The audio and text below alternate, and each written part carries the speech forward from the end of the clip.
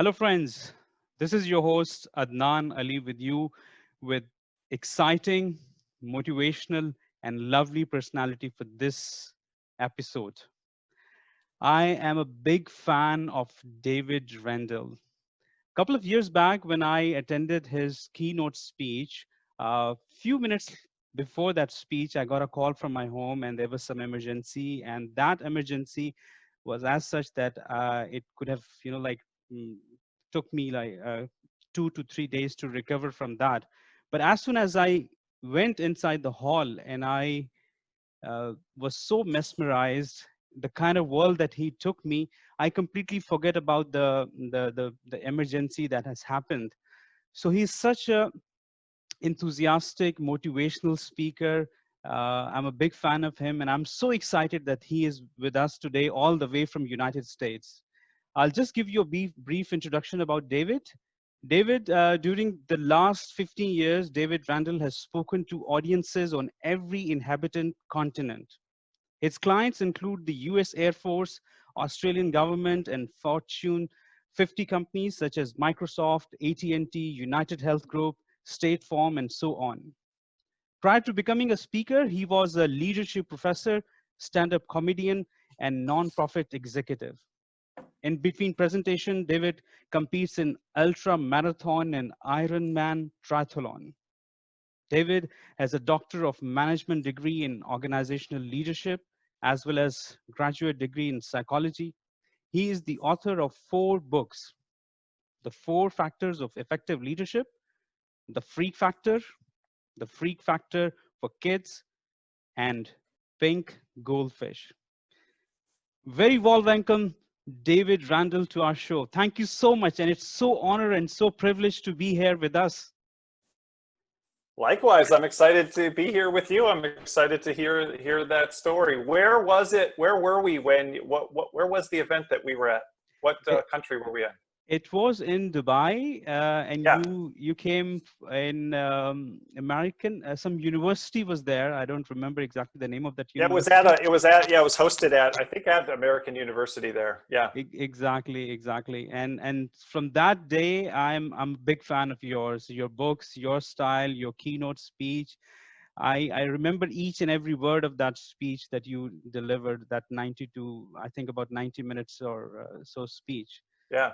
So great. And I could reconnect to my childhood when I was a child who was, like giving trouble to the people, and no one was understanding me, and everyone was trying to kind of give me that, okay, you need to be an average and follow the norms and everything. So that really touched my heart. Thank you so much for Yeah. that. Pink. I'm also wearing pink today. You're carrying this pink brand everywhere, wherever you're going. Any particular reason for that? Is it a marketing tool, or it's just that comes along? It didn't start that way, but it is now. So it started just because I have 3 daughters, and I would tell silly stories in my talks that living with all women all the time was turning me into a woman.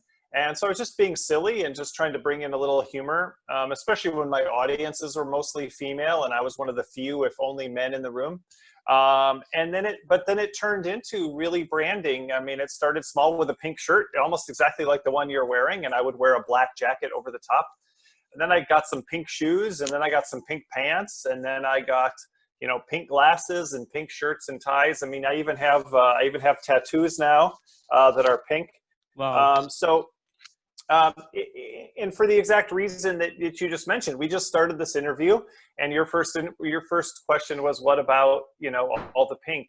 So it's a great way to practice what I preach, which is I preach that we should be different and be unique and be ourselves and not try to follow the path that everyone else is on.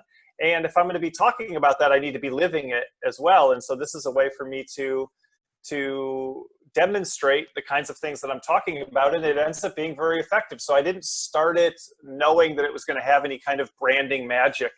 But it has, the new book I wrote is called Pink Goldfish, because that's what people have started to remember about me. And in fact, I just interviewed a famous author and speaker whose name is Dan Pink. Wow. And one of the questions was, why is Dan Pink not the one wearing all the pink? So when you're more pink than someone whose name is Pink, it definitely is causing you to stand out. And so, yeah, it's just become a part of who I am now. Even when I do my Ironman races, my bike is pink, my helmet is pink, all of those kinds of things. So it's just become a fun way to connect with people. People send me pink pictures from all over the world. I think you've sent me one before. Yeah, People yeah. send me amazing pink pictures from all over the world, pink cars and people dressed in pink outfits. And it's a great way to connect with people and to be memorable, right? Which is really a lot of the value of being different, is being memorable, which is hard to do in today's world. It's hard to stand out enough for anybody to even pay attention to you, much less to remember you. Great, great. Before we go into the questions, tell us about how's the situation in New York right now in terms of the COVID-19. The things are going coming back to normal. How is it the situation over there? Yeah, slowly. Well, with COVID-19, things are somewhat coming back to normal. They're loosening up some of the restrictions. They're allowing people a little more freedom of movement, still encouraging people to stay 6 feet apart, still encouraging people to wear masks, still trying to reduce really large events and huge gatherings of people, but starting to be a more normal. People are starting to go back to work and workplaces, although a lot of people won't. You know, some companies have said, don't even come back to work in 2020. Just keep working from home. Some people have said, I think Twitter said you can work from home forever. They're not going to bring people back to work. So, you know, that some of that kind of stuff may change. I live a little farther south in North Carolina. We haven't had nearly the kind of number of cases and outbreaks that they had in New York. And so we're kind of on phase 2 of a gradual reopening, where, you know, it's okay to be out and about a little more and see a few more people. I think the real change right now is it's almost the reverse. You know, you have these protests and riots and this real unrest about the George Floyd killing by the police, and a real renewed movement to create some kind of racial justice in our society. And so there's a lot, you know, cities all over the country, you know, just as people were heading back out after the COVID-19, they're sometimes staying back in to stay safe from those kinds of things. So a lot of unrest and uncertainty here in the U.S. in general. We hope that things will be back to normal. And for this, I believe leadership is required. And you've written a book on leadership, which is called The 4 Factors of Effective Leaderships. What are those 4 factors? If you can brief on that, please. Yeah, so each of the factors has kind of an internal component and an interpersonal component. Kind of like I said with the pink, I can't talk to people about being different if I'm not going to live that. So the 4 factors are influence. We have to be able to control ourselves if we want to influence other people. If I can't manage myself, I can't manage you. Integrity. We have to be a trustworthy person if we want to build trusting relationships with other people. The next one is inspiration. I need to have a sense of personal mission and meaning and purpose. And then I create a shared vision with other people. And then the last one is improvement. I have to be developing and improving myself if I expect to develop and improve others. I mean, for example, I was just on a call, like I said, with another famous speaker and author, and his name is Dan Pink. And behind him was just piles and piles of books. And during our talk, he would just spin around and be like, yeah, you should read this one. And yeah, you know, check out this one. And I was just looking at this one, and he's not saying, I know everything, listen to me. He's saying, I'm learning, I'm growing, I'm developing. And a lot of what he's sharing is things that he's learned for himself. So the leadership is about influence, integrity, inspiration, and improvement. And we have to be models of what we hope to have from other people. And oftentimes the reason we're not getting that is not because there's something wrong with our followers. It's because we're not setting the example. We're not a role model for what we hope to see. So these are the 4 I's in your leadership. Do you think on these 4 I's, there are leaders in the world out there, or there is a leadership crisis? I don't think enough of the leaders we see visibly are doing these things. But that's actually one of the interesting things. I think it's happening all over the place. I think a lot of times the people who end up in the news, the people who end up in politics, are not the people who are practicing these kinds of things. I think leadership is being done very well on a daily basis in homes around the world. in companies around the world, in volunteer organizations around the world. I think there's so much of this being done, and so many of the people that we admire and recognize as heroes are people who have these characteristics. But that's actually one of the points I make in the book, is that popularity is not one of the 4 factors of effective leadership. And that as we try to pursue popularity, it actually damages our leadership. And so I think most of the people we know about are sacrificing effectiveness as leaders for personal popularity, for pride, for ego, for recognition. They don't care as much about a mission or about others as they care about themselves, and that ends up undermining their leadership. How it can be changed? Those people who are true leaders, but they have not been recognized, they're not in the limelight, but their influence is on a very limited level. Obviously, you go higher and you have a larger influence on the society. So how it can change?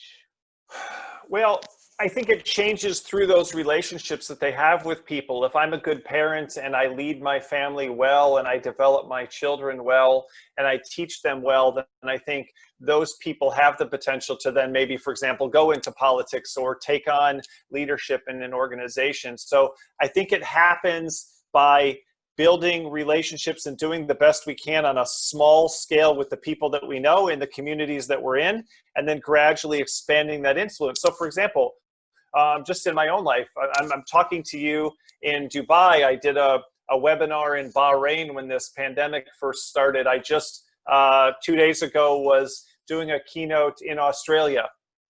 I live in a small town of 40,000 people in the rural part of North Carolina. I grew up in a trailer park in Milwaukee, Wisconsin. I didn't wake up one day and go, I'm going to get on a call with someone from Dubai. I'm going to go do a speech in Dubai. I worked hard to play basketball and get a scholarship to college. I studied in college and tried to really learn what I was being taught. I worked multiple jobs and wrote books in my spare time while working a full-time job. I got education. I got a master's degree. I earned a doctorate while I was working full-time and had to pay for it all on my own. I sacrificed my time and energy for the future. And slowly but surely, that influence that I had started to grow, where I got invitations to speak in places farther and farther away from where I was, and invitations to connect with people farther and farther away from where I grew up. And so I don't think you can start there. I think you have to grow it. You grow your leadership, you grow your influence by growing yourself. And if you won't invest in yourself, if you won't put the time and energy into investing in your education, again, you can't improve others if you're not improving yourself. If you won't invest in your own integrity and your reputation and who you really are, instead of kind of putting on a mask, then I don't think you can get the results. So I think the way it changes is by people not worrying too much sometimes about what's going on such a large scale, and concentrating at least initially on what's happening locally in their community, in their family, and doing a better job there and watching that influence grow over time. And I think that is one of the things that damages the process. I think since we see so many visible leaders doing it wrong, I think it gives people the excuse to do it wrong themselves and to say, maybe that works. And maybe I can do it that way. Maybe I don't have to do it the hard way. Maybe I don't have to do it the right way. Maybe there's a shortcut. And so when you see and that's why modeling is so important. When you see bad examples, you're going to see more people follow those examples. Absolutely, you nailed it. That we don't have to look the broader picture, but we have to look at ourselves, our family, where our influences is. So if, for example, if one person change, one family change, it starts to, like replicate and, like expand exponentially. Yeah. That's great. Yeah. I read one of your quotes and I'll ask you for your, like opinion on that.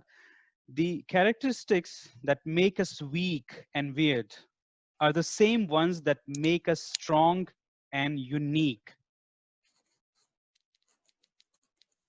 So how do you explain that? So, I mean, it came from that idea came from my personal experience. I was always in trouble in school because I couldn't sit still.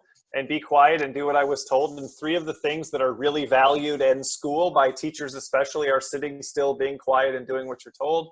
And so I was in trouble all the time. I was in trouble with my parents. I was in trouble with my teachers. And everyone said, Dave, your weaknesses are you can't sit still, be quiet, and do what you're told. You need to learn to sit still, be quiet, and do what you're told. And now here we are as an adult, and I'm a professional speaker. I get paid to stand up, not to sit down. I get paid to talk, not to be quiet. And I get paid to run my own business, not to do what other people tell me to do. And so I didn't know it at the time when I was younger, when I was a child, when I was at home, when I was at school, but those weaknesses were strengths. I couldn't sit still because I love to be active. Now I do, even during this pandemic, I did a 100-mile ultra marathon on my own by running 5 20-mile loops in my neighborhood. That's 160 kilometers. I love to be active. I love to be moving. I was a college athlete for basketball. I do Ironman triathlons. So I wasn't good at sitting still. That was the weakness, because I had a strength of being very active and enjoying physical activity and loving physical challenges. I couldn't be quiet because I had a lot to say. I had the gift of being able to communicate, being able to make people laugh, being able to share ideas in a way that people could understand. And I didn't like to do what I was told because I was good at managing my own life, controlling my own life. You can't run your own business if you can't manage yourself and if you don't have an idea. So I didn't want to do what other people wanted me to do because I had my own ideas about what I wanted to do. And so all those things looked like weaknesses as I was growing up, and they certainly looked like weaknesses from those people who wanted to control my life. But they were also strengths. And I'm not saying they weren't weaknesses, they were, but they were also strengths. And so I discovered that my weaknesses were strengths. I started finding amazing examples of how other people have weaknesses that are strengths. And I just started sharing those stories, and people would share more stories with me. And, you know, for example, billionaires with dyslexia and people without arms who set the world record for the longest, most accurate shot in archery, and people with autism who are working as software testers. There's just so many amazing stories about how weaknesses are strengths.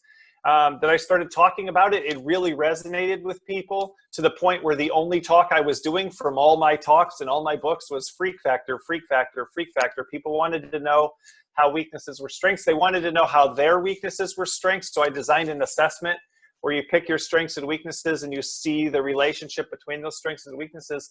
And so it was really the response that I got from people that started showing me that it was more true. I discovered how it was true in businesses. So we wrote a book called Goldfish, where we talk about marketing and strategy based on your company's weaknesses, and how those can also be strengths. And so, yeah, it just started as my personal experience, kind of like the pink. It started on a personal level, but then I started finding examples of it everywhere, sharing those examples, hearing more examples. And, you know, it's been 10 plus years, and it just continues to build momentum. That's great. There's another thing that I want to ask you is, what is the concept of flaunting in your pink Goldfish book? If you can describe that. Yeah, so flaunting means to parade without shame. It means to be unapologetic, right? So one of the ways that we are manipulated or controlled by other people is they try to shame us for behaving in certain ways. Parents do this all the time. They try to shame or humiliate or guilt their children into doing things. And certainly in society, we do this. And sometimes for good reasons and sometimes for bad. So I'll give you an example right now is one of the big issues in the United States, at least, is do you have to wear a mask or don't you have to wear a mask? And is it personal freedom, or do you need to look out for the collective good? And there was a store, a grocery store, where someone went in without a mask, and everyone in the store started shouting at that person and screaming at that person and telling that person to get out and get a mask and stop endangering everyone around them. That is on a really local basis, that's shaming. They're trying to humiliate that person into behaving the way that the crowd wants you to behave. And in that particular case, they may have been right. But what it means in relation to strengths and weaknesses is being unashamed of those things. I'm unashamed that I can't sit still, be quiet, and do what I'm told. I'm unapologetic. I'm not trying to fix those things. I'm not trying to improve on those things. I don't respond to the criticism that I used to get, that I used to hear, that I used to respond to, that I need to fix those things. In fact, I believe that I should flaunt those things. What does that mean? It means to parade without shame. So it doesn't just mean to be unashamed. It means to embrace. It means to amplify. That's what this pink is. This pink is embracing and amplifying who I am, not going, oh, I'm sorry, I guess it's weird, I hope it doesn't bother you, I hope it doesn't offend anybody, I don't want to be a problem. And so when somebody tries to control you with shame and says, you need to sit still, you need to be quiet, you need to do what you're told, or all sorts of other things, you're too organized, you're a clean freak, you're a neat freak, you're a control freak. You know what your problem is you, when people do that, you can either respond by going, I am so sorry, I'll work on that, I want to make you happy and be what everyone around me wants me to be. Or you can say, yeah, I'm not going to do that. That's not me. That's not who I am. And I'm sorry that this has disappointed you or frustrated you, but I can't change who I am just to make everybody around me happy. And also, and truly believing that it's not an attack on that person, but it's that you can succeed fundamentally by being who you are. And so that's what flaunting is. And we can do that in our businesses, but we can also do that as people. And I think that's where, you know, I talk about things like amplification and embracing who you are. So for example, I was told my whole life that I was hyperactive. If I'm ashamed of that, and I think those people are right, I'm probably going to take medicine that fixes me and makes me less hyperactive. I'm going to try to calm down. I'm going to focus on sitting still and being sedentary. And I'm going to continue to ask for feedback. Am I doing it right? You know, and instead, you know, look at what I'm doing now. I'm doing Ironman triathlons. So that's a 3.8 kilometer swim, and then a 180 kilometer bike, and then a 42 kilometer run. It's a marathon at the end, and you have 17 hours to finish it. That's not me saying, oh, I'm sorry. That's me saying, if you thought I was hyperactive then, just look at me now, right? Yes. Oh, you yes. thought I talked too much. Now I'm a professional speaker. I get paid to talk. I talk all the time. I talk from home to people in Dubai.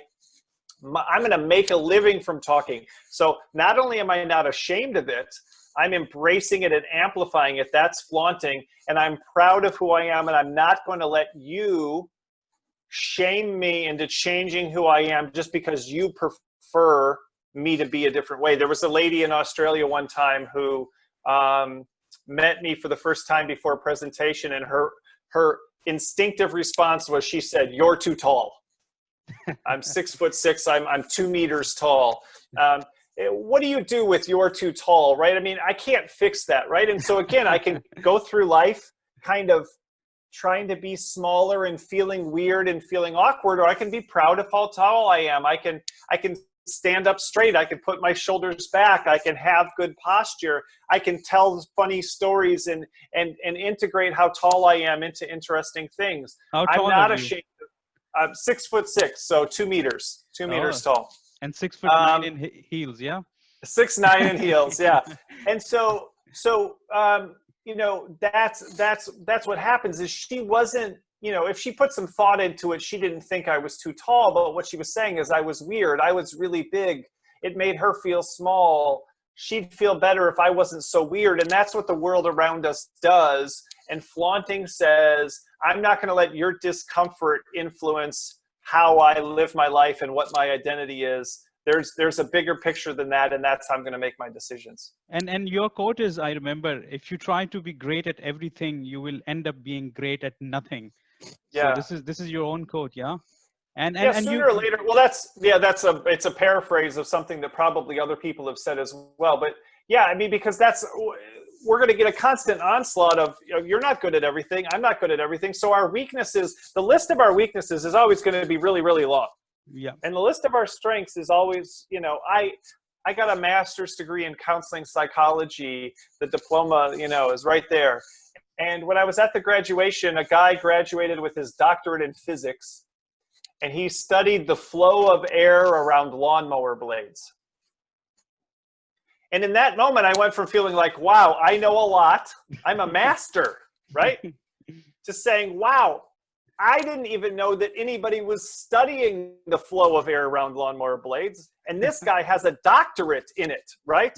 Wow. So the world of what we know and don't know will always be much smaller of what we know versus what we don't know, what we're good at versus what we can't do. And so part of the reason to flaunt and not be ashamed is because we're always going to be bad at all sorts of things. We're always going to be incapable at probably most things. Sooner or later, we have to say, this is me, this is who I am, this is what I can do, and I'm not really good at all the other things, and that's okay.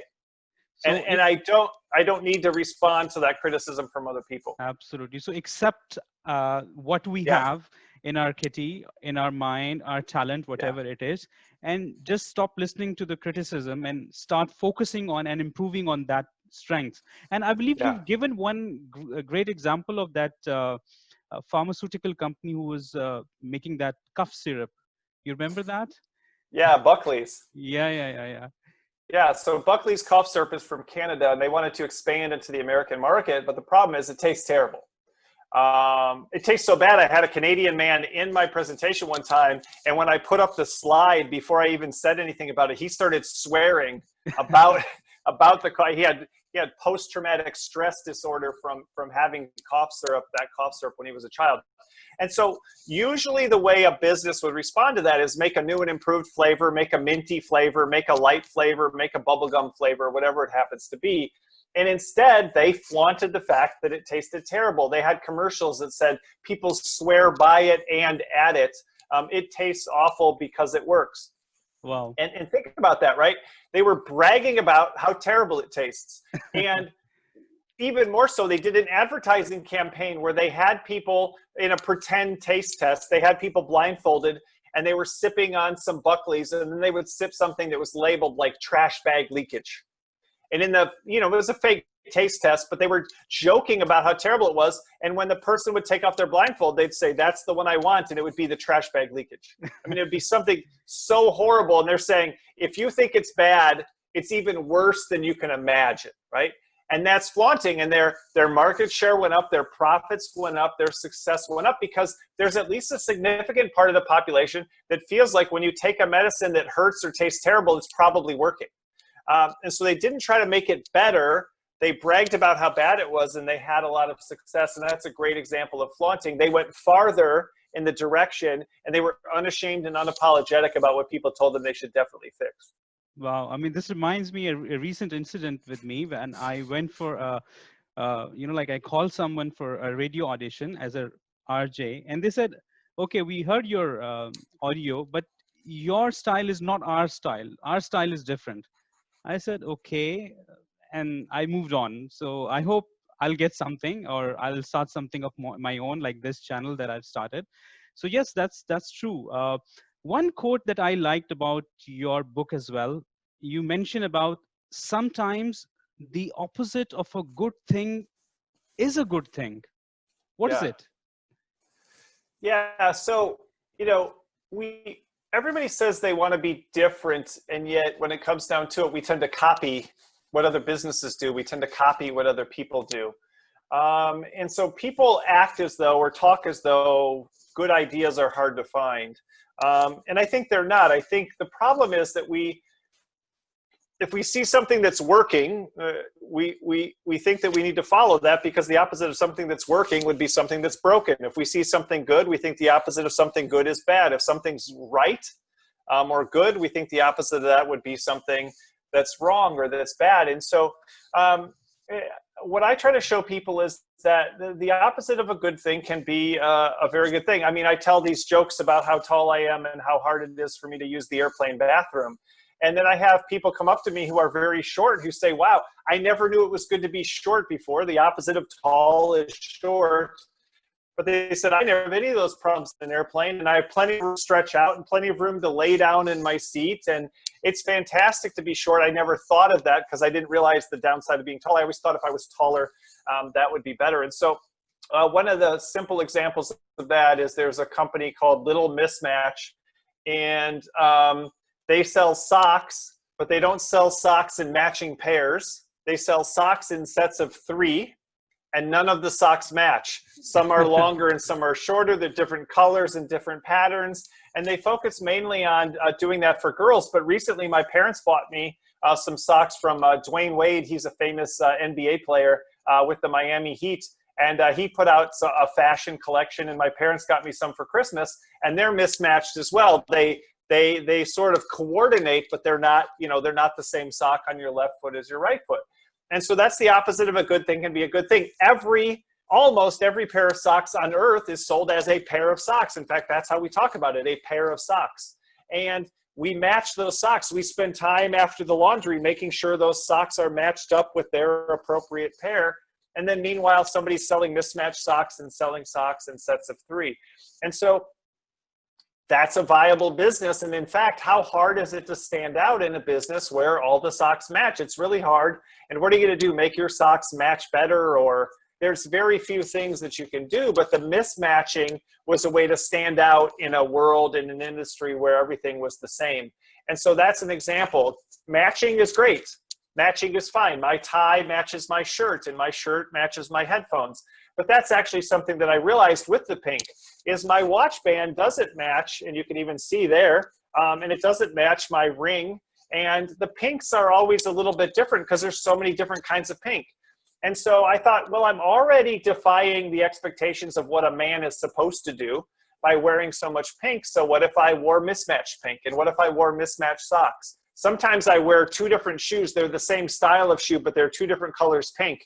And you'd be surprised by one lady asked me if she was going blind or if my shoes were 2 different colors. And so the response to doing the opposite is really powerful. It really gets people's attention. And so that's why I try to show people that you can almost always do the opposite of something that's successful or something that's good and create something new that no one would think to create, because it seems like it would be bad if it goes against what's already being done. Great. One of your quote that I like as well, it says, the danger in trying to be what everyone else wants us to be is that we can forget who we are in the process. So yeah, that's really cool. Yeah, I think that's the danger that we're talking about with being shamed and being forced to conform, is that maybe you, first of all, don't even discover who you were in the first place because you were so busy trying to be what you were supposed to be, what your parents told you were supposed to be, what your teachers told you were supposed to be, what society told you were supposed to be, what your boss told you were supposed to be. And to be real clear here, here's the other reason that's a problem. Your boss and your parents and your teachers almost always all have completely different ideas about what you're supposed to be. Your coworker has another idea. Your spouse or your partner has another idea. Your kids have a different idea. If you have multiple employees, they all have different ideas. There's no unified idea of what a good person is supposed to be. You're going to get different feedback and conflicting feedback from all those people. For example, you could be a boss and someone's telling you you're too nice and someone else is telling you you're too mean. Someone's telling you you're too involved. Someone's telling you you're not involved enough. And so sooner or later, we can't really live our lives based on that feedback. And so I think, that's one of the dangers, is that I think life is ultimately about discovering who you are. You said it earlier, accepting that, appreciating yourself, but also doing that for other people.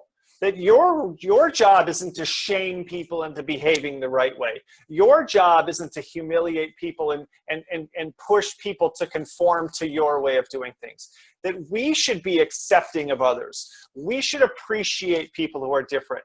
I'm not just wonderful because I'm weird. You're wonderful because you're weird. My weaknesses are strengths. Your weaknesses are strengths. My children's weaknesses are strengths. My spouse's weaknesses are strengths. My employees' weaknesses are strengths. And so I become more accepting of others when I accept and appreciate myself. And so I'm not looking to some external standard as much as I'm looking to understand and discover who I am and try to find ways to use that in a positive way in the world that we live in. Absolutely. And you rightly mentioned that in one of your quote, that self-awareness is a prerequisite for self-regulation. You cannot control yourself until you cannot control yourself, until you understand yourself. So understanding yourself is very important in moving forward. Yeah, absolutely. I mean, it's that when you get on the airplane, they tell you that if the oxygen mask drops down from the ceiling, you should put your own mask on first before you try to help other people. And I call that the inside out principle, that if we don't take care of ourselves, we can't take other people. If I'm passing out from lack of oxygen, I can't help anybody else on the airplane. And so if I don't understand myself, I can't control myself. If I can't control myself, I can't understand and influence other people. And so that goes back to the appreciation as well. If I can't appreciate and accept myself, there's no way I can appreciate and accept other people for who they are as well. And so now, especially if I hate myself or if I think I'm less than or worse, now I'm going to push that out on other people as well and want them to change and to be miserable and to adapt externally, because I feel like that's what I've been forced to do as well. And so I think definitely, and that goes back to losing your sense of self, like we talked about earlier, in an attempt to conform to what everybody else wants you to be. I think we do need time to say, who am I? What do I like? What don't I like? Where am I skilled? Where am I not skilled? What do I enjoy? What energizes me? What drains me? And then once I understand, so for example, I've been on calls all day today for the last 4 or 5 hours. And I understand, remember we talked about it earlier, that I love physical activity. And so even before this call, I knew I needed a little break after my last call. I just walked out to the mailbox and came back. I got a drink of water.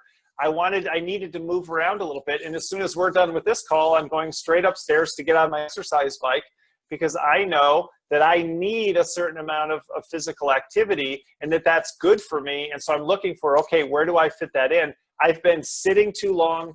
How do I get some physical activity? Because otherwise I'm not going to function as well as I could. So I understand who I am. I understand the value of physical activity for me, and I work it into my day in the ways that other people shouldn't and don't need to, but that works for me because of who I am. But I can't manage myself effectively if I don't understand myself. Another thing, when it comes to eating healthy, I've learned that when I get tired, I eat unhealthy foods. And so that understanding has enabled me to eat better, because I recognize that I don't need to so much focus on disciplining myself to eat better as much as I need to make sure I get enough sleep. And that if I don't get enough sleep, if I'm staying up too late or I'm getting up too early, that I'm going to end up damaging my health in other ways. And so it's better off for me to take a nap or to make sure I sleep a little bit extra, because if I don't, I'm not going to manage my food intake very well. That may be unique to me. It may be useful for other people to know that. But for me, I've learned that about myself. And so I can manage my eating and my weight more effectively because I understand why I end up sometimes eating things that aren't healthy and aren't good for me. Great, great. Okay. Thank you so much, David, for this answer. You've written a book, Freak Factors for Kids. It's a great book for society, parents, teachers, and kids. How we can fix the kids? They are loud, messy, they are not listening to their parents, not maintaining the right discipline. There is always one kid in the family. Whenever there is a parents-teacher meeting, there is always a question on his attitude, behavior, discipline. So is there a way to fix such kids? No, we don't fix it. We find the strength, right? So one of the first talks I did was for parents, and the woman introduced me and she said, Dave is proof that even your really bad kids can turn out okay. And so I think that's what we need to do as parents, is have the long view that a behavior that we don't like, a behavior that we find frustrating, isn't necessarily bad. And even if it is bad, it's also good. There's also a strength. So in the Freak Factor for Kids, there's an assessment so you can see how your kids' weaknesses are also strengths. So that kid who's defiant and rebellious is oftentimes a kid who's going to be a leader. They're going to grow up to change society or change the world or influence other people. We just wish it wasn't happening to us, right? We want them to do what we tell them to do. But as an adult, we don't want them to just follow anybody. We want them to have a certain amount of confidence and an ability to do their own thing. So a good example would be a child who's stubborn. A child who's stubborn and always argues with you, and they don't want to do what they're told. And we think, I need to fix that. I need to stop them from being so stubborn. But when they're an adult, we're going to call that persistence. And we're going to be really proud of them for being a persistent. And don't we want our children to be persistent when they grow up? And isn't that a fantastic quality? We just wish it wasn't happening to us right now. And so I think it's, again, about accepting and appreciating that there's a strength. Stubborn is the weakness. Persistence is the strength, and we want them to carry that strength into adulthood, so we have to make sure we don't destroy it in their childhood. So it starts with thinking differently about that quality and then treating them differently, because we know that if they grow up with that quality and they have that in their adulthood, it's going to make their life better. So we have to be able to say, I don't like it right now, but it's not bad and it will serve them well in the future. And so I think it's a mindset shift, and it's difficult in the moment. I have a daughter who's very persistent, and it feels very stubborn to me.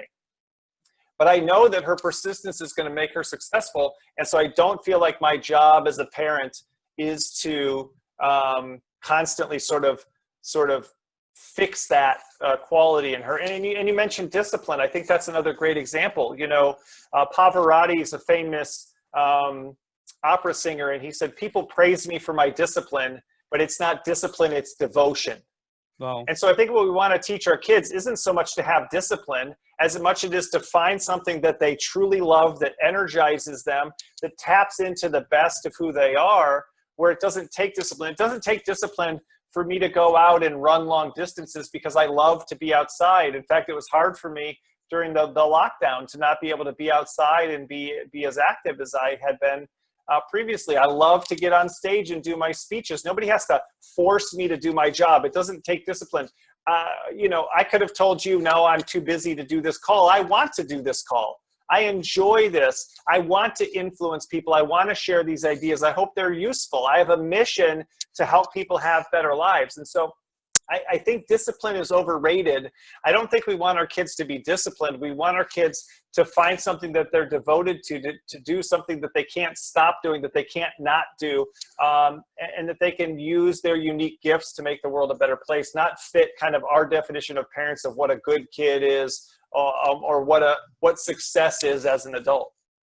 And you've rightly mentioned in your book that sometimes various kids make the best adults, isn't it?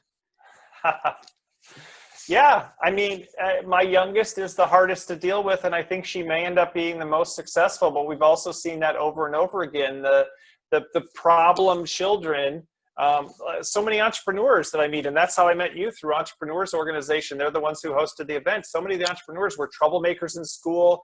They got in trouble, even legal trouble with the law, with the police. And then they end up kind of creating something radical and new in society, creating a new business. And so I think it is true that the weirdest kids make the best adults, and that it's not about getting them to conform to our standard of what right or good is. It's being open to the idea that there's other ways to be a good, successful person, and helping them to explore those things.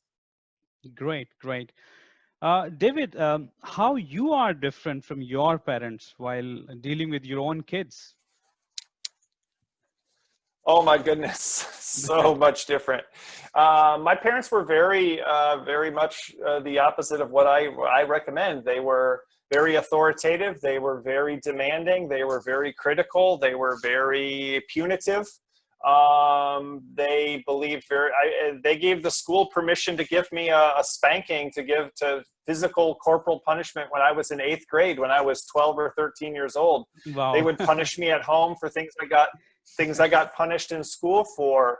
And again, because they loved me, but they believed that if I couldn't fix those weaknesses, I was never going to be able to be successful, right? They had the right intentions.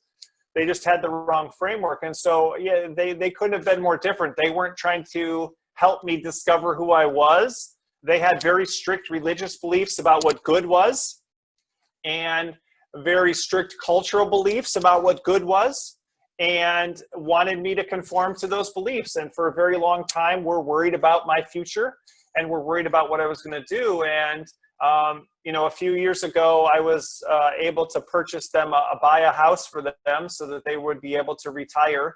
My dad worked until he was 73 and didn't really have the money to retire. And, I bought that house with money that I made as a professional speaker, right? Doing the very thing that they spent their whole life trying to stop me from doing. Wow. And so now looking back, they say, we wish we would have understood that then, right? We didn't know then that who you were could turn out to be good, right? And so I don't hate my parents. I'm not in therapy because of my parents. They had the right intentions, but like so many parents, teachers, and employers, the mindset is our job is to straighten people up and straighten them out, to get them to conform to the right and good way of doing things. My parents wouldn't have predicted that I was the one who was going to have success or the kind of success that I've had. And even I didn't predict it because I assumed that all the adults must be right. And if they think I'm terrible, I must be terrible. And that's the danger too of communicating these messages, is sometimes it becomes a self-fulfilling prophecy. If you tell someone long enough that they're no good and worthless, they may end up no good and worthless. Not because they couldn't have become good and worthy, but because you told them that it couldn't work out for them, so they stopped trying to make things work. And they gave up on life because you told them that they weren't going to be able to accomplish anything. And so I think it's dangerous to be in the business of deciding for other people what they should and shouldn't be doing and what is and isn't good, because there's so many ways. Look at crazy things right now. Like if you said 10 years ago you were going to start a business where other people sleep at your house, people would have told you you're ridiculous. Or strangers pick you up in a car and drive you around, people would have thought you were ridiculous. And now Airbnb and Uber are two of the biggest businesses on earth. And Absolutely. so sometimes things sound ridiculous. Sometimes things look stupid. Sometimes things seem immature or inappropriate or ineffective or whatever. And they end up being phenomenally, phenomenally successful. And so I think we have to be humble enough as parents, as managers, as teachers, as leaders to realize that there's a lot we don't know, and that we're not always going to recognize the good ideas and the good people. And so we have to be, again, more accepting of what those things might be and more open to what those things might be, instead of having a very narrow view of what success and effectiveness look like. Absolutely, absolutely. And I believe your concept of negativity bias and positivity bias rightly fit into that. If you can explain that, where you mentioned about the shirt and Yeah.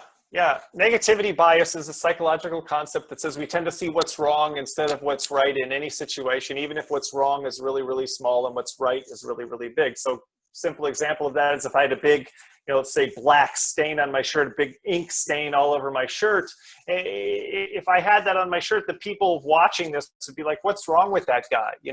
Why doesn't he put a new shirt on, especially because he's obviously at home, right? Why doesn't he go change? In fact, some people wouldn't be able to even hear what I was saying because they'd be so bothered by that stain. And what no one would be doing is looking at that stain and thinking, wow, that Dave Rendall is doing a good job, because 98% of that shirt is stain free. Good job, Dave. Good job, right? But that's the objective reality of the situation. We could lay out the shirt. It's a big shirt. Measure the surface area of the stain. Measure the surface area of the shirt and see that 98% is stain-free. But instead of getting credit for what was stain-free, all that people would notice is the stain. And so that's one of the things we do with other people. Our negativity bias causes us naturally to see what's wrong with the people around us, our spouses, our partners, our children, our employees, and even ourselves. And then to miss all of that good that's around that. So that goes back to weaknesses and strengths. The easiest thing to see in another person is the weaknesses. Sometimes the hardest thing to see is the strengths, especially when all we see are those weaknesses. And so that's why I do the assessment the way I do it. If we can see that weaknesses and strengths are related, then when we naturally see what's wrong with people, it can lead us to what's right with them. And that's what the assessment does. It says, okay, what's the weakness? Here's the corresponding strength. The person's persistent, or the person's stubborn. That's because they're persistent. The person seems critical and judgmental. That's because they're analytical. The person seems negative. That's because they're so practical. The person is inflexible. That's because they're so organized. There's always an upside. And so we don't have to fix negativity bias. We just need to know what's happening. And anytime we see what's wrong with a person or a situation, the next question is, okay, what's the other side of the story? Because that's not natural. That takes some effort to discover that, but it's there, and that's really, really crucial. Who is more negativity bias in terms of gender, or can you? It isn't gender, or it's human nature, Okay.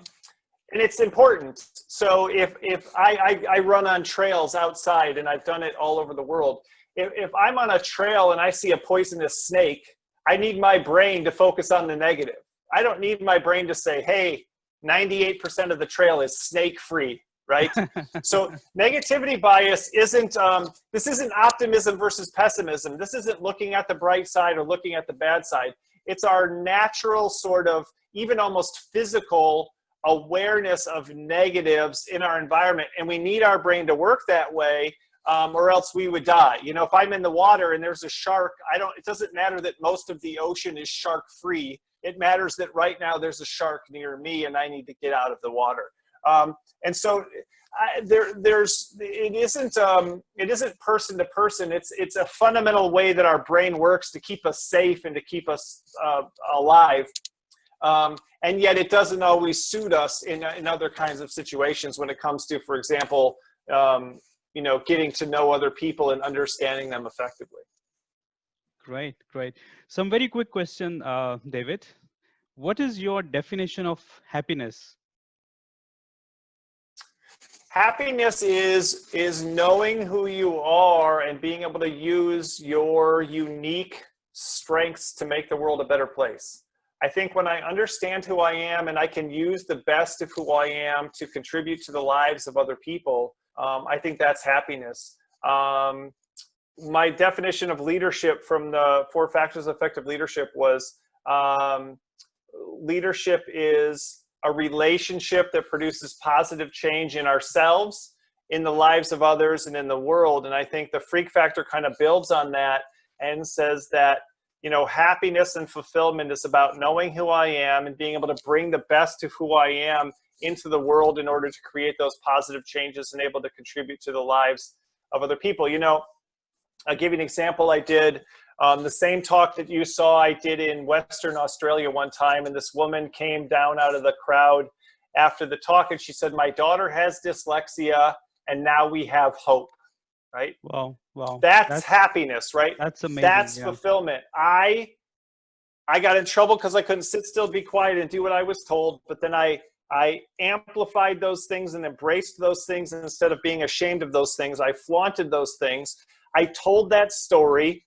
I did my best in my own community, in my own life, in my own relationships, and gradually had the opportunity to travel as far away from the United States as you can go without being on your way back. And I'm in Western Australia, and I'm sharing this story with a mother who now is going to treat her daughter differently and believes different things about her daughter because of what she heard me say.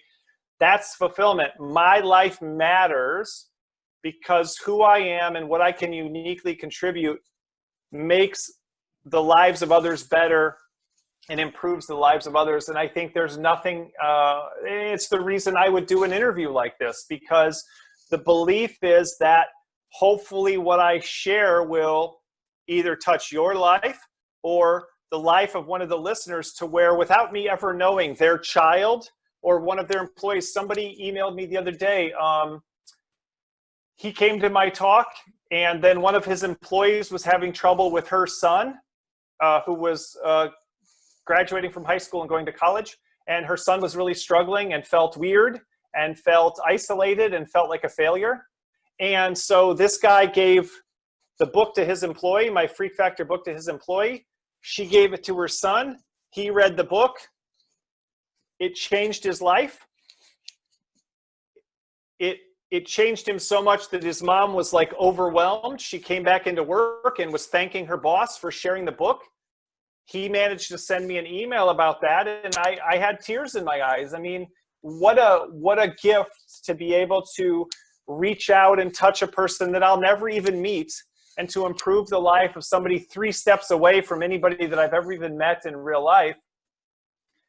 And there's a satisfaction in that. And there's also that increases my acceptance and appreciation, because I'm not going to apologize to anybody for who I am when I know that who I am can have that kind of an impact, right?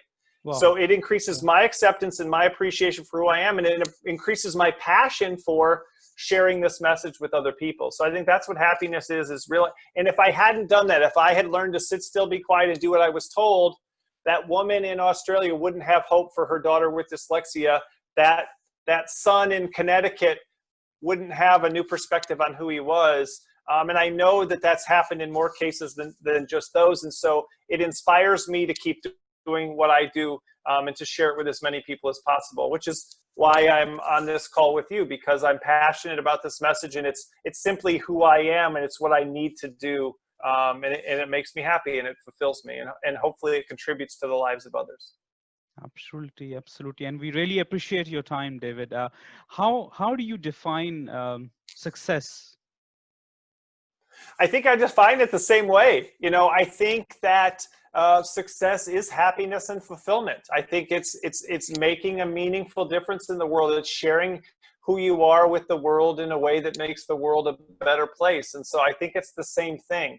I think simply monetary success or career success, if it's not from who you are and it's not making the world a better place, I think it's empty and it's hollow. So I think there's no way to separate happiness and fulfillment from and success from contribution, and from true authenticity and really being who you are and contributing uh, as much as you can from who you are to the world. Who is David? Is there a difference between David, which appears on the stage, book covers, and David who is at home?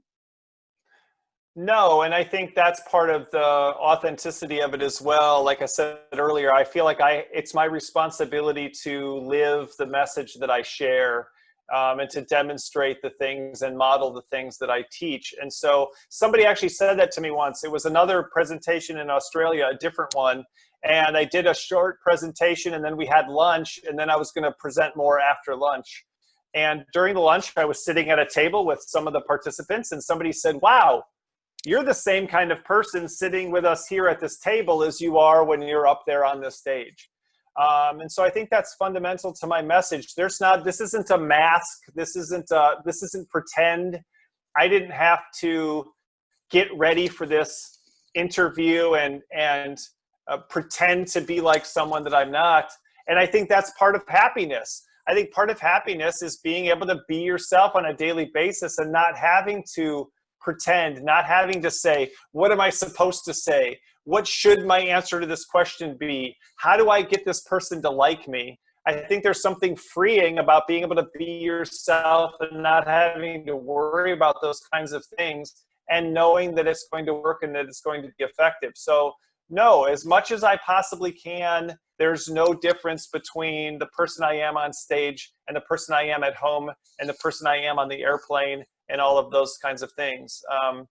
So a silly example, but just to show, I spend a lot of time on airplanes. And as we talked about, I'm very tall. And I just said that happiness and success is about contributing who you are to make the world a better place. And on a really small scale, what that means is I help people get their bags out of the overhead compartments while we're on airplanes, right? It's a little thing that I can do to help. Wow. It's something special about who I am. I'm a giant. I'm already up there anyway.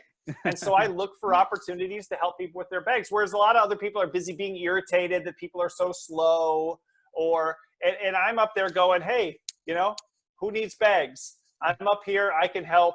I Wow. enjoy doing that. And it also helps people get off the plane faster. The faster they get their bag, the faster they get off the plane.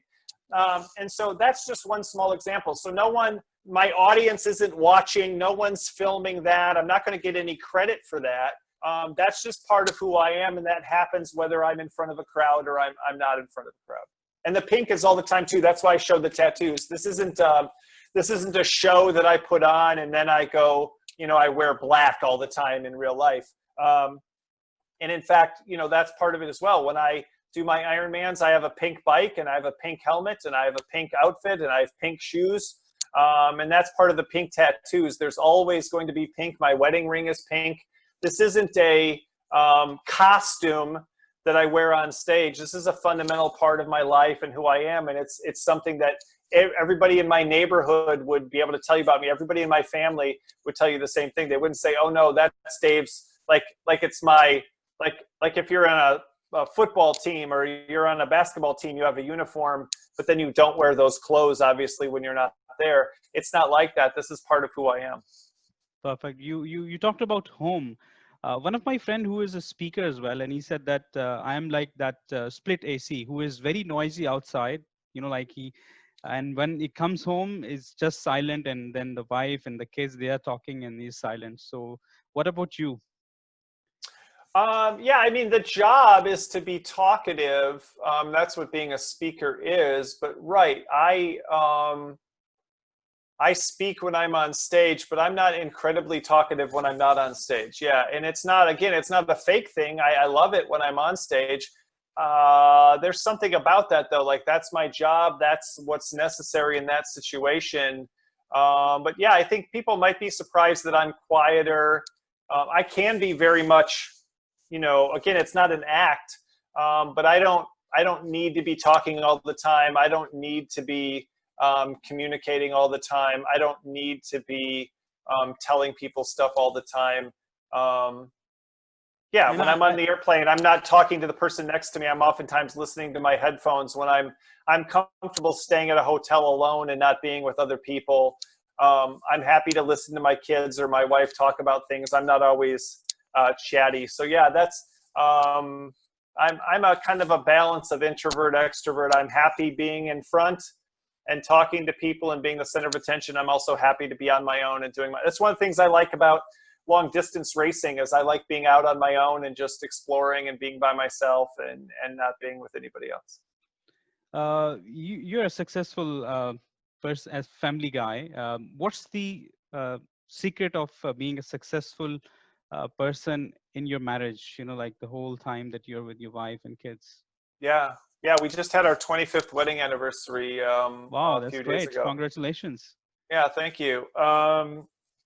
Yeah, it's what we've talked about. It's acceptance and appreciation. If you're trying to change your spouse, you're going to be miserable. They're not going to change, and you're going to be constantly unhappy with who you're with. If you're trying to change your children, and you can't accept them and appreciate them, so my wife and I even do this thing where we have a piece of paper, and we draw a line down the middle of the paper, and we write her name on one side and my name on the other side, and it's in our bathroom. It's on the counter, and and it says, thank you for, getting those groceries the other day. I really appreciated it. We were out of milk.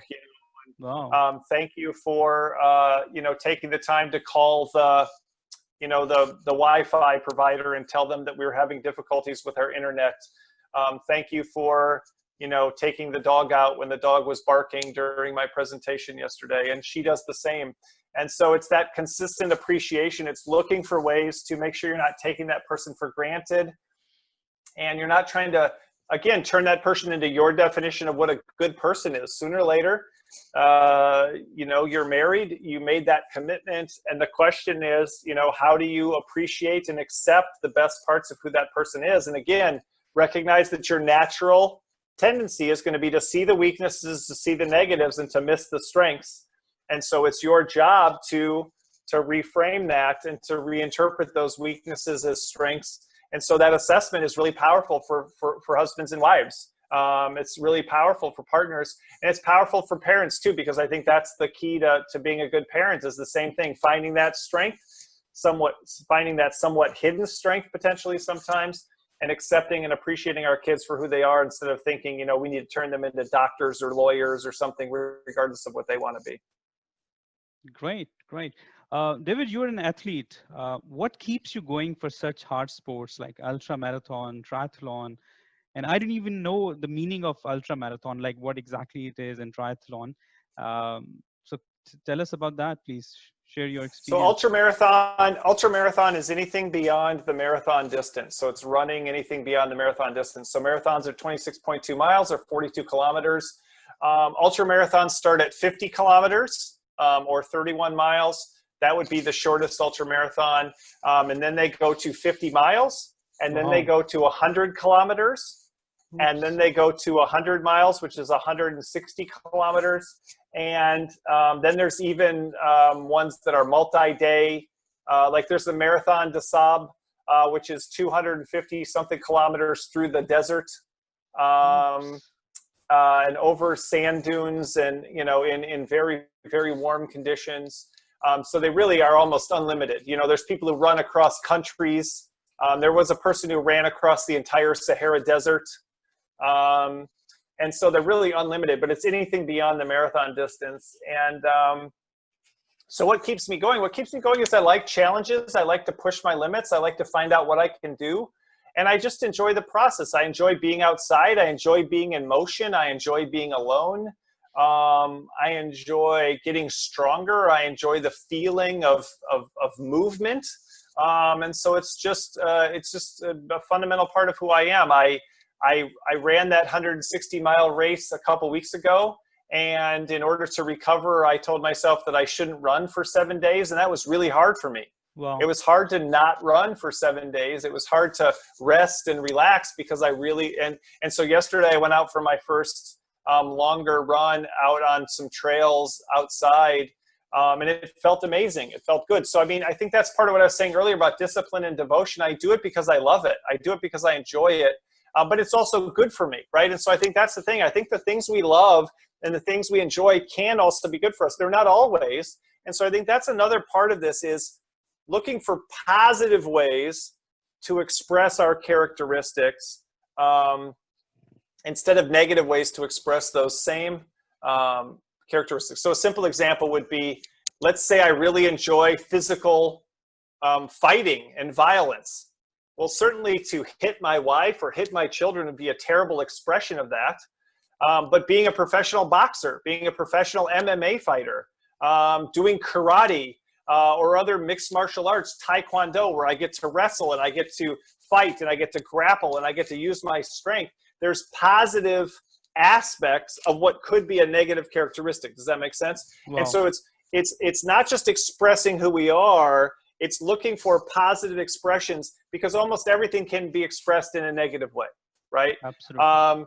And so for me, running and that kind of activity, there's so many people who are recovering addicts, from drug addicts to alcoholics, who take on long distance running because there's something addicting in a positive way about the chemicals that course through our bodies when we're doing long physical activity that you can only get from drugs or alcohol or other things. And so I can be an addict by being addicted to negative things, or I can be an addict by being addicted to positive things. And that's another thing. I think substance abuse and alcohol addiction runs in my family.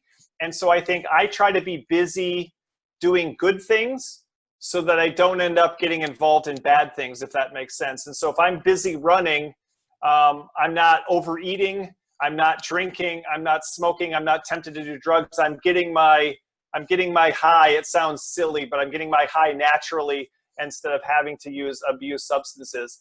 And so I think, again, that's part of knowing yourself and knowing that I'm going to be doing too much of something. That's part of who I am. So I try to make sure those are good things and not bad things. And for me, one of those things is just physical activity. Great. David, who is your favorite keynote speaker or motivational speaker? Who is my favorite keynote speaker or motivational speaker? That's a good question.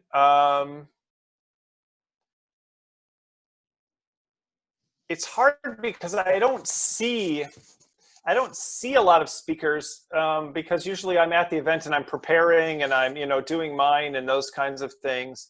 But I think, like I said, I was telling you earlier, I just got to interview Dan Pink, and he's been one of my favorite over the years. Seth Godin is another really good speaker and also a very good author.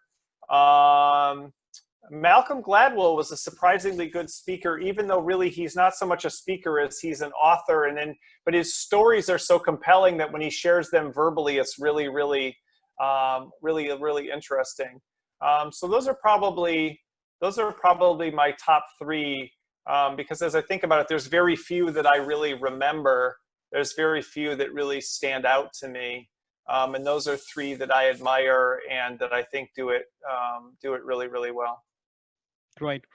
What would be your advice for someone who is aspiring to be a keynote speaker? Start speaking. Speaking to small groups, local groups, students, friends, anybody that'll have you, and even if they won't pay you. All of my biggest clients have come from free events that I did. Part-time teaching was a great way for me to get extra hours up in front of people talking. The only way to be good as a speaker and to get paid as a speaker is to speak. And there's just no way to get better at it without doing it. And so initially the best way to do it is to do it for free, do it in any possible place you can. nowadays, start recording videos, right? Start recording videos and putting them on Facebook, see what people pay attention to, put them on Instagram, see if anybody watches it, share them with people and see what lessons people get from it, and see how much better you get by simply doing it. And so really it comes down to doing it and watch it. I mean, you could be watching talks nonstop, watch TED Talks, watch TEDx Talks, watch online keynotes, watch what the best people do and reproduce that, because so much of the speaking we see is so bad. It's bullet points, and it's people aren't telling stories, and people are boring, and people have too many points, and people don't find ways to make it interesting or exciting or humorous. And so watch people doing it well so that you can get better, and copy the people that are doing it right. Don't just copy the people that are doing it. So that's what I would say. Learn as much as you can from the people who are doing it well, and that's free in our society on YouTube and on TED.com.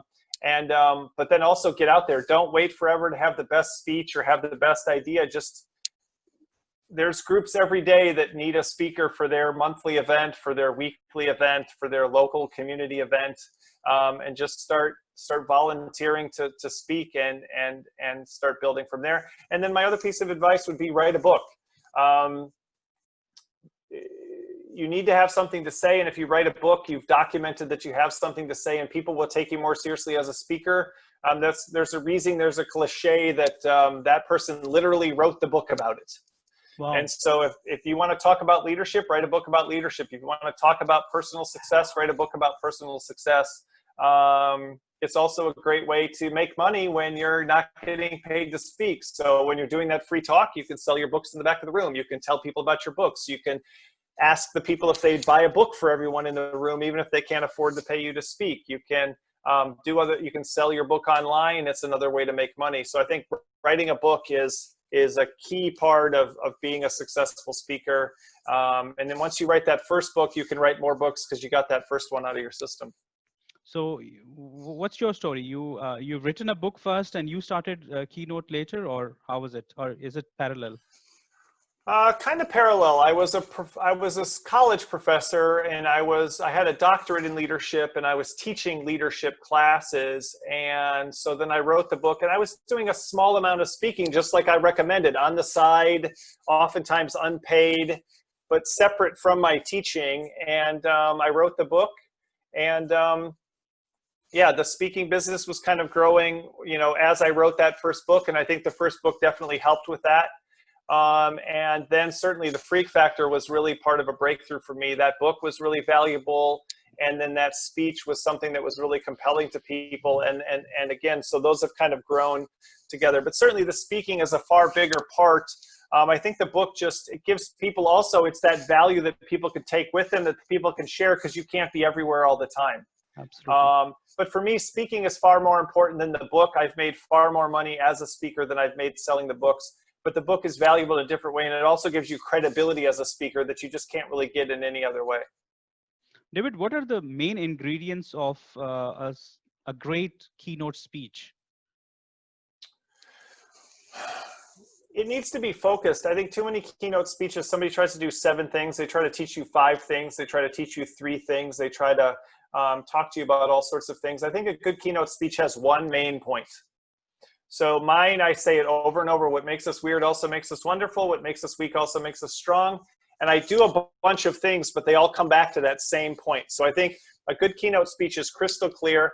I think it's practical, it's useful, it's valuable, it has some kind of takeaway. It's not about me, it's about how this can change your life.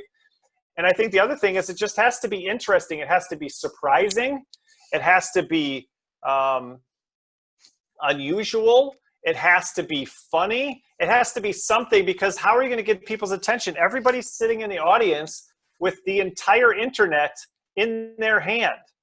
And so it doesn't matter if it's useful, and it doesn't matter if it's focused, if it's not interesting.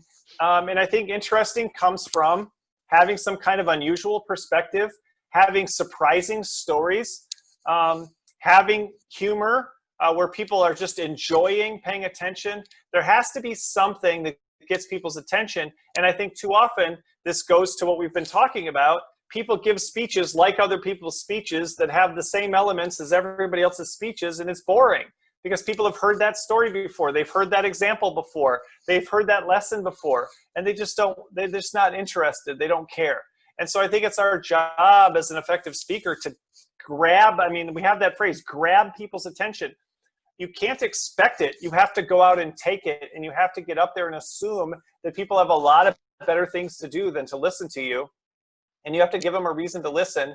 And the only way to do that is to get their attention by doing something unusual, talking about something that's really surprising or counterintuitive, or being funny, or some combination of those three. And that's what I try to do. I try to use a lot of humor.